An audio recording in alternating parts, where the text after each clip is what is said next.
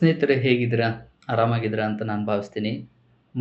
ಮದುವೆ ಅನ್ನೋ ವಿಚಾರದಲ್ಲಿ ಕೆಲವೊಂದು ವಿಷಯಗಳನ್ನ ನಾನು ನಿಮ್ಮ ಹತ್ರ ಶೇರ್ ಮಾಡ್ಕೊಂತೀನಿ. ನಿಮ್ಗೆ ಓಕೆ ಆದರೆ ತಗೊಳ್ಳಿ, ಇಲ್ಲ ಅಂದ್ರೆ ನೋ ಪ್ರಾಬ್ಲಮ್. ಮದುವೆನ ಯಾವ ರೀತಿ ಆಗ್ಬೇಕು? ನೋಡಿ, ಕೆಲವರು ತುಂಬಾ ರಿಚ್ ಆಗಿ ಆಗ್ತಾರೆ. ಯಾಕಂದ್ರೆ ಅವ್ರಿಗೆ ಅಷ್ಟೊಂದು ಸಾಮರ್ಥ್ಯ ಇರುತ್ತೆ. ಅವರಲ್ಲಿ ಅಷ್ಟೊಂದು ಹಣ ಇರುತ್ತೆ. ಅವರು ಅಷ್ಟು ರಿಚ್ ಆಗಿ ಆಗ್ತಾರೆ. ಇನ್ನು ಕೆಲವರು ತುಂಬಾ ಸಿಂಪಲ್ ಆಗಿ ಆಗ್ಬಿಡ್ತಾರೆ. ಅವ್ರದ್ದು ಏನು ಪ್ರಾಬ್ಲಮ್ ಇಲ್ಲ ಹೇಳ್ಬೇಕು ಅಂದ್ರೆ.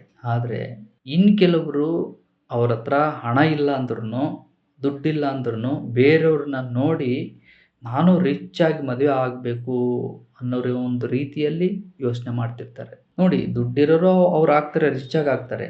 ದುಡ್ಡು ಇಲ್ಲದೆ ಇರೋ ವ್ಯಕ್ತಿ ಏನ್ ಮಾಡ್ತಾನೆ? ಅವನಿಗಿರೋದು ಒಂದೇ ದಾರಿ, ಸಾಲ. ಸಾಲ ಮಾಡ್ತಾನೆ. ಅದು ಸಾವಿರಾರು ರೂಪಾಯಿ ಅಲ್ಲ, ಲಕ್ಷಾಂತರ ರೂಪಾಯಿ ಸಾಲ ಮಾಡ್ತಾನೆ. ನೋಡಿ, ಮದುವೆ ಅಂದ್ರೆ ಏನು? ಮದುವೆ ಅಂದ್ರೆ ಒಂದು ಹುಡುಗ, ಒಂದು ಹುಡುಗಿ ಮನಸ್ಫೂರ್ತಿಯಾಗಿ ಒಪ್ಕೊಳ್ಳೋದು. ಅರ್ಧ ಮದುವೆ ಇಲ್ಲಿಗೆ ಆದಂಗೆನೆ. ಇನ್ನರ್ಧ ಸಮಾಜಕ್ಕೆ ಗೊತ್ತಾಗಬೇಕು. ನಮ್ಮ ಒಂದು ಸಂಪ್ರದಾಯದ ಪ್ರಕಾರ 4 ಜನರ ಮುಂದೆ ತಾಳಿಯನ್ನ ಕಟ್ಟಿಸ್ತಾರೆ. ಇದು ಒಂದು ದಿನದಲ್ಲಿ ಆಗೋದಷ್ಟೇ. ನೋಡಿ, ಇದೇ ಒಂದು ದಿವಸಕ್ಕೆ ಕೆಲವೊಬ್ರು ಲಕ್ಷಾಂತರ ರೂಪಾಯಿ ಸಾಲ ಮಾಡ್ತಾರೆ.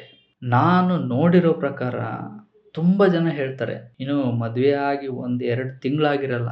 ತುಂಬ ಜನ ಹೇಳ್ತಾರೆ, ಫಸ್ಟ್ ಸಾಲ ಎಲ್ಲ ತೀರಿಸ್ಕೊಂಡ್ಬಿಡ್ಬೇಕು ಅಂತ ಹೇಳಿ. ಅವರು ಬೇರೆ ಯಾವುದಕ್ಕೂ ಸಾಲ ಮಾಡಿರಲ್ಲ, ಮದುವೆಗೇನೆ ಸಾಲ ಮಾಡಿರ್ತಾರೆ. ನೋಡಿ, ನಮಗೆ ಒಂದು ಗೊತ್ತಿರಬೇಕು, ಮದುವೆ ಆಗೋಕ್ಕಿಂತ ಮುಂಚೆ ನಮಗೆ ಲೈಫ್ ಅಷ್ಟೊಂದು ಕಷ್ಟ ಅನ್ಸೋದಿಲ್ಲ. ಮದುವೆ ಆದ್ಮೇಲೆ ಸಿಕ್ಕಾಪಟ್ಟೆ ಜವಾಬ್ದಾರಿ ಬರ್ತವೆ. ಅವಾಗ ಲೈಫ್ ತುಂಬಾ ಕಷ್ಟ ಅನ್ಸುತ್ತೆ. ಅವಾಗ ಹಣದ ಅವಶ್ಯಕತೆ ತುಂಬಾ ಬೇಕು ಅನ್ಸುತ್ತೆ. ಇಷ್ಟೆಲ್ಲ ಕಷ್ಟಗಳು ಇದ್ದಾಗ್ಲೂ ಮತ್ತು ಒಂದು ಸಾಲ ಅನ್ನೋದಿತ್ತು ಅಂದ್ರೆ ಮನುಷ್ಯ ಅನ್ಕೊಂತಾನೆ, ಅಯ್ಯೋ ನಾನು ಯಾಕಾದ್ರೂ ಮದುವೆ ಆದ್ನಪ್ಪ ಅಂತ ಹೇಳಿ. ಹಾಗಾಗಿ ಸಾಲ ಮಾಡೋಕ್ಕಿಂತ ಮುಂಚೆ ಒಂದು ಸಾರಿ ಯೋಚನೆ ಮಾಡಿ.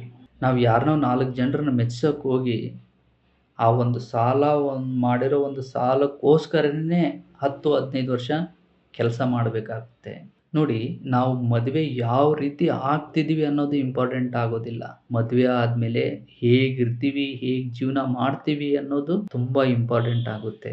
ಹಾಗಾಗಿ ಯಾರಾದ್ರೂ ಸಾಲ ಮಾಡಿ ಮದುವೆ ಆಗ್ತಾ ಇದ್ರೆ ಒಂದು ಸಲ ಯೋಚನೆ ಮಾಡಿ. ಒಂದು ದಿನದ ಸಮಾರಂಭಕ್ಕೆ ನಿಮ್ಮ ಹತ್ರ ಒಂದು ಶಕ್ತಿ ಇಲ್ಲದೆ ಇದ್ರು, ನಿಮ್ಮ ಹತ್ರ ದುಡ್ಡು ಇಲ್ಲದೆ ಇದ್ರು, ಲಕ್ಷಾಂತರ ರೂಪಾಯಿ ಸಾಲ ಮಾಡಿ ಮದುವೆ ಆಗೋದು ಬೇಕಾ ಅಂತ ಹೇಳಿ.